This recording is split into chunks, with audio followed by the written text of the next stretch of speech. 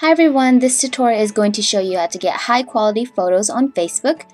Right here I have the original image on the left and the PNG and JPEG file that has already been uploaded onto Facebook on the right.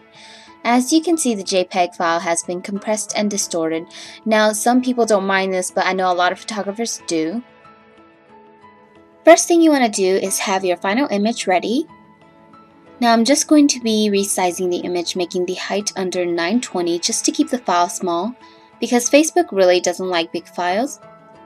After resizing, just flatten all your layers. I just put my Facebook and site links onto the image to help show you, because the text distortion is really noticeable on Facebook, plus I don't have any talent for making fancy logo signs.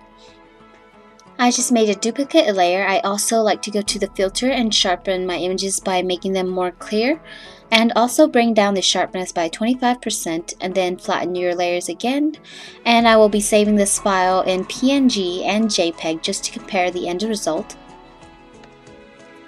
I was talking to Zong about the PNG file a few days ago, and he found out that file size is really important, and any files over 1 megabyte or 1000 kilobytes is going to be compressed. The dimensions of the file doesn't really matter as long as it does not exceed the 1 megabyte or 1000 kilobytes mark. Here are the two final images, and as you can see, the JPEG file is smaller than the PNG file by about 300 kilobytes, but it still compresses it for some reason on Facebook. And I am just going to be uploading these onto a sample album on my public page. One thing to keep in mind is that this trick only works for public pages and not private or personal. I don't know why, but it just does. I've tried to upload the same images onto my private or personal pages, but it always just compresses it.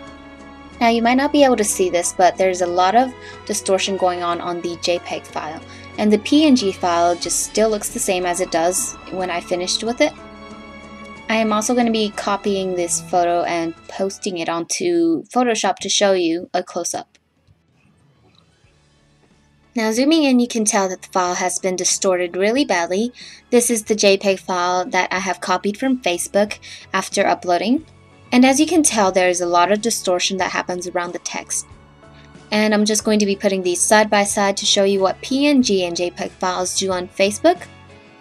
Alright, now if you guys found this video helpful, please at least credit me or share this video with your friends. Also, don't forget to go like my Facebook page and Zong's Facebook page, and the links will be provided down below. Thank you, and please subscribe and like this video.